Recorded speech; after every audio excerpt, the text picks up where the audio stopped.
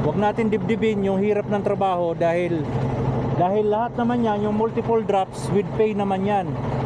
Yung tarping natin with pay rin, pero one time lang, tanggal tsaka kabit lang. Pero syempre magiging concerned din tayo sa pangarga natin na hindi siya mabasa ng ulan. Kaya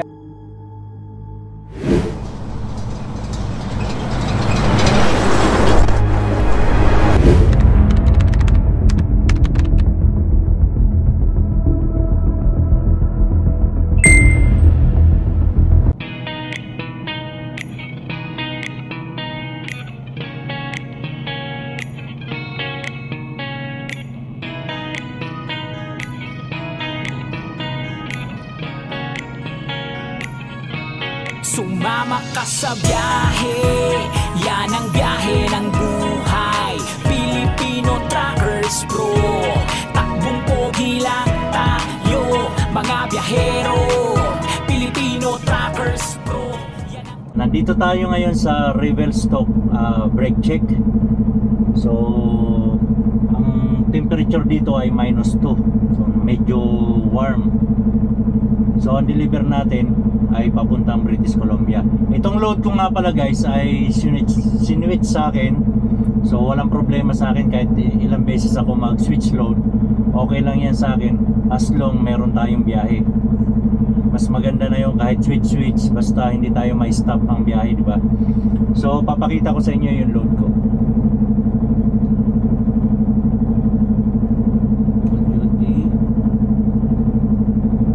Check. Kailangan natin mag-pin dito sa ilag dahil nag-load check tayo. And load check.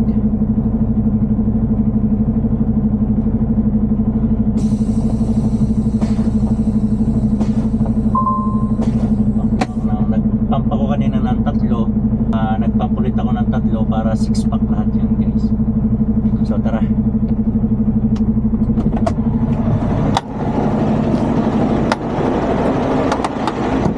Napakaganda ng lugar. Ang temperature natin ay -2 kaya okay lang siya. So itong load ko guys ay multiple drops ito.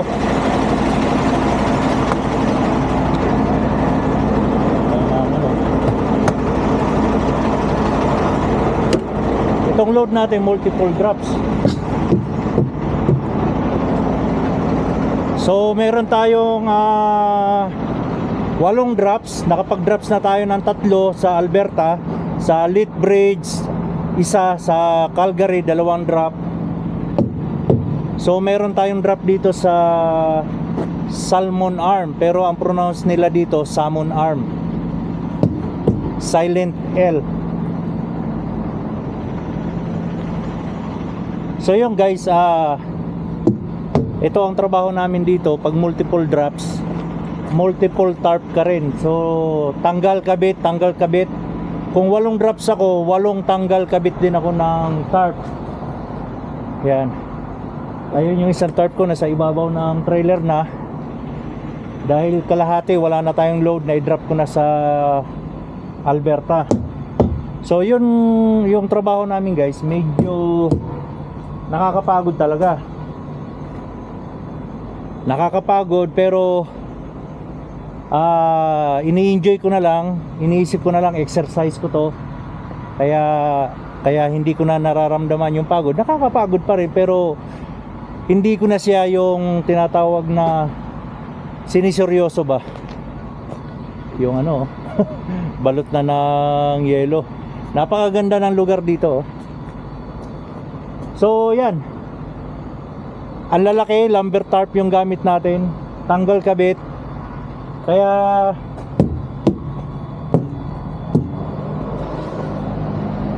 Kaya sa mga parating dito sa Canada, hindi ko kayo dinidiscourage. Nagbibigay lang ako ng idea na ganito ang trabaho ng mga trailer na flatbed, Super B, flatbed. Ganito, nagtatarp, nagsisecure. Napakahirap to guys kung itong strap, napakahirap tanggalin yan kung ang weather natin ay nasa -10 pataas.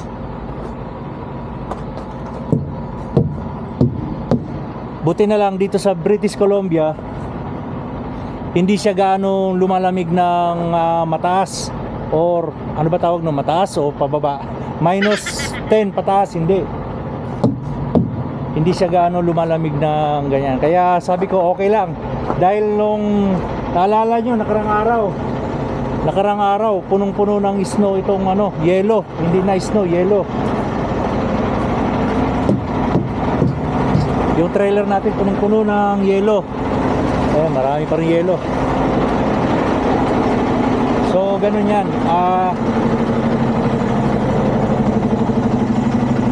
Kailangan wag natin dibdibin yon. Wag natin dibdibin yung hirap ng trabaho, dahil lahat naman yan, yung multiple drops with pay naman yan. Yung tarping natin with pay rin, pero one time lang, tanggal tsaka kabit lang.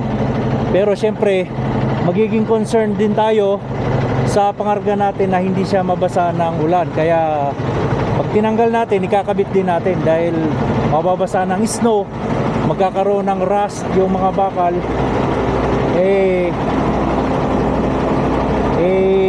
Concern din tayo sa isang company, dahil yung company, pag wala yan, wala rin tayong kita, wala rin tayo dito, diba?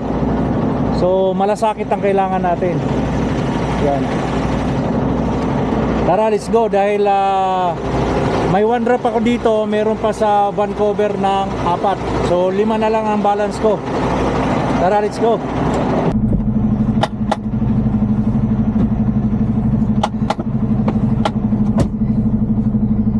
Kayang-kaya yung lamig dito kasi minus 2 lang. Pero kung minus 5 pataas tapos mahangin, hindi kaya ng walang jacket.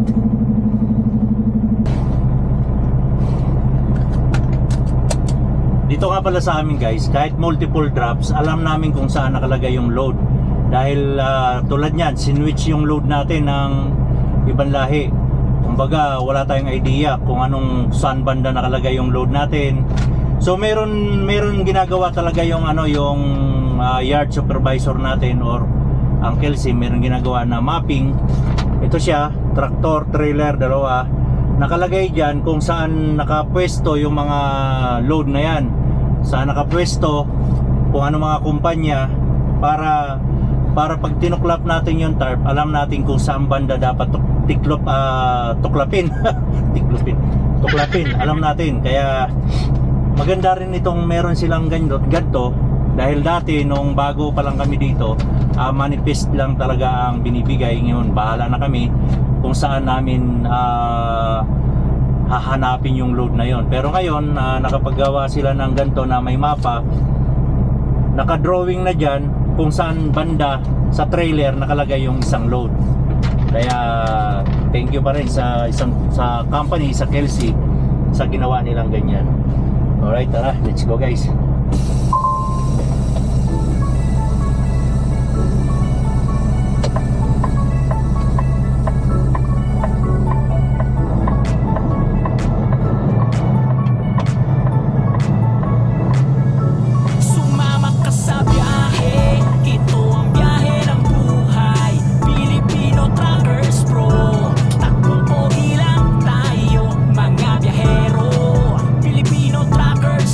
Siya ang kasama.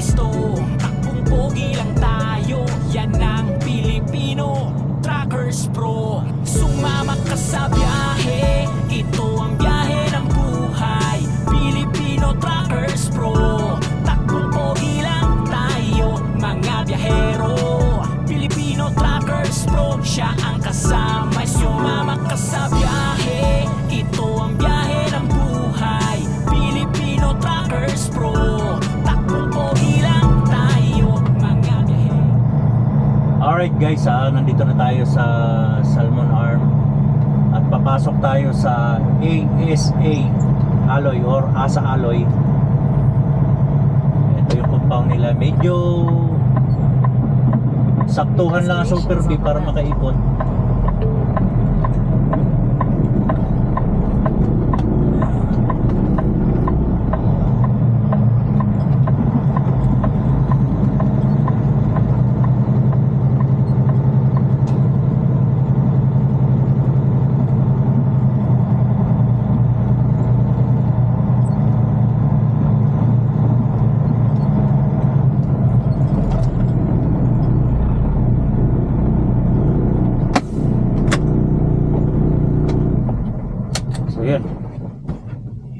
Ibibigay natin to sa shipping office yung sa receiving itong documents nila, then mag-untarp tayo. Kukunin natin yung jacket na pang malakasan.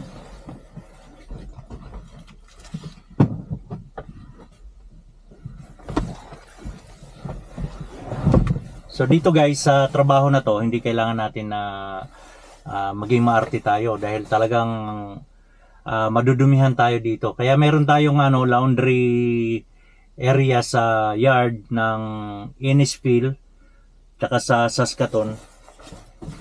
Para kasi pag winter yan, ang dumi natin. Pero all good yan kasi kasama sa trabaho yan. So, puntahan ko muna yung yung receiving para ipakita ko sa kanila itong paperwork sa kanila. Then mag-start na tayo mag-untarp. Alright? Okay. So, tara guys, untarp na natin. Okay daw itong pinaradahan natin. Wag lang na yung maipit sa kotse kasi yung fork clip nila hindi makano. So, ito lang ang mahirap sa flatbed kasi nga tatanggalin na naman natin tong tarp. Pagkatapos natin matanggal, itatarp ulit natin. So tanggalin muna natin to guys. Let's go. Pero naka-strap itong tarp natin na isa. Tatanggalin ko muna yung strap, then huhubaran na natin to ng tarp. So natanggalan natin yung sa kabila. So tanggalin muna natin to kasi yan. Paalala nga pala guys, magbaon kayo ng maraming gloves kasi ito pag nabasa ng snow, nakahawak ng snow, mababasa yung gloves natin. So mapoprosin yung kamay natin or lalamigin.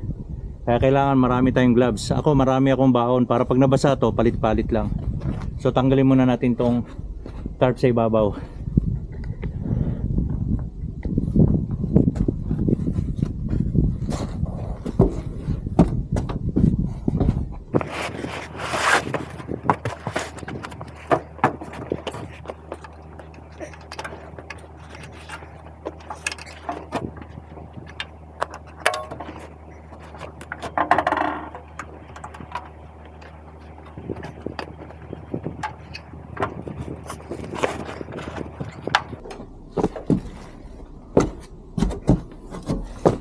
So, kailangan talaga dito palaban ka guys sa palaban ka sa trabaho, palaban ka sa dumi.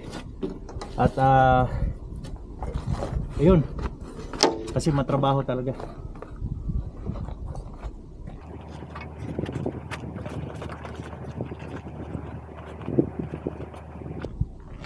So yun, kailangan lang alam natin kung saan nakalagay yung saan nakapwesto yung i-drop natin. Para hindi tayo maharapan. Biro mo, laki ng tarp na to.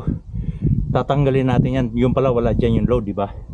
So kailangan makipag-communicate tayo sa city driver kung sino pumikap nito.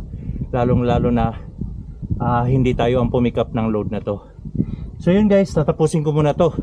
Tapusin ko muna to guys. Baka tapusin pa ninyo eh. Alright. So ganyan guys kahirap. Tinuklap ko siya. Buti sana kung malit na tarp lang to, di ba? Then babaklasin natin mga strap dahil yan lang ang load nila, yung stainless na yan. 7 bundle na maliliit. Ayan 1, 2, 3, 4, 5, 6, 7. So sa kanila yan. Tatanggalan naman natin ng strap. para ma-unload na nila. Okay.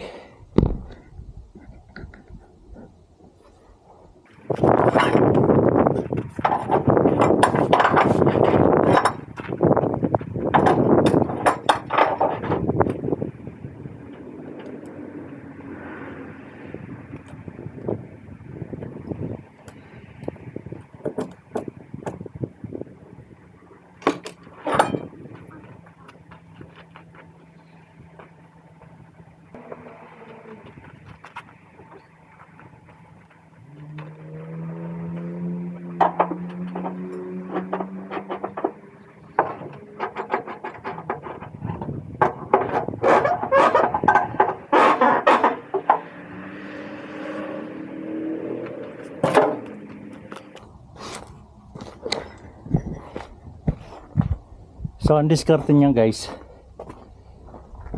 ito niluwagan ko lang sa kabila para tanggalin ko lang dito. Ayan o, tanggal na, para isasampay na lang to doon sa kabila. Uy, mali. Ito pala ang luluwagan natin. So yun lang, share ko lang. So yun lang guys, ingat-ingat, drive safe, patakbong pogi lang. Tapusin ko muna to, tirahin ko muna, baka tirahin pa ng iba eh. So yan, i-unload na tayo. I-guide ko lang sila guys para masuro ng mabuti, para hindi malaglag yung iba or madamay. So yun, at make sure na pag in-unload nila, i-check nyo yung ano, kung tama, kompleto ba yun sa kanila.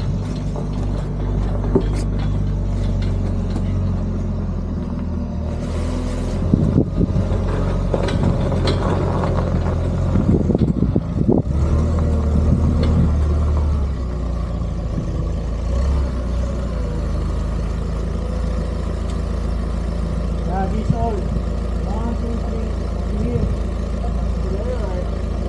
Lift up a little bit, then bring to the swing.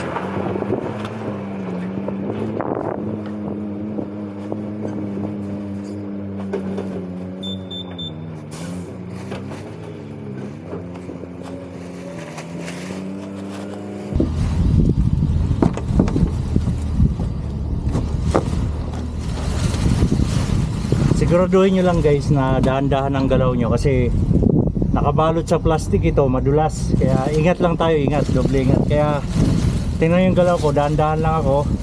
Di bali mabagal. Pag nadulas tayo, laglag tayo sa baba, magpilayan pa tayo.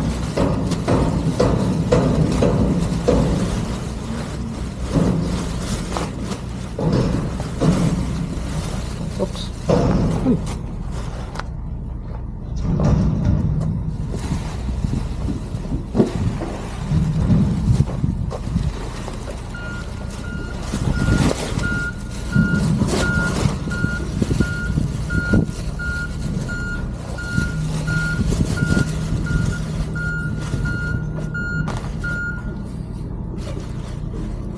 Kaya kailangan ibalik din natin yung plastic kasi winter nga ngayon, para hindi babasa yung load natin. So yun lang guys, itatarp ko ulit to at ipapareceive ko yung papel. Make sure nyo ipareceive yung papel. Huwag na huwag nyo kakalimutan dahil alayo nang babalikan natin. So tapusin ko na to at iligpit ko na to.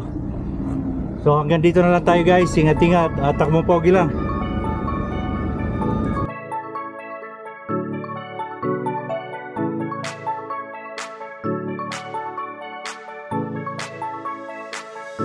Sumama ka sa biyahe, ito ang biyahe ng buhay. Filipino Truckers Pro, takbong pogi lang tayo mga biyahero.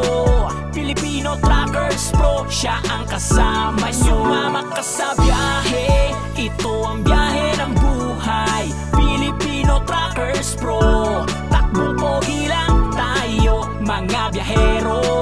Filipino Truckers Pro, siya ang kasama nyo. Isasama kayo saan man bumiyahe at magpunta. Filipino Truckers, kahit mabigat man ang dala, buhay dapat merong tiyaga. Mahirap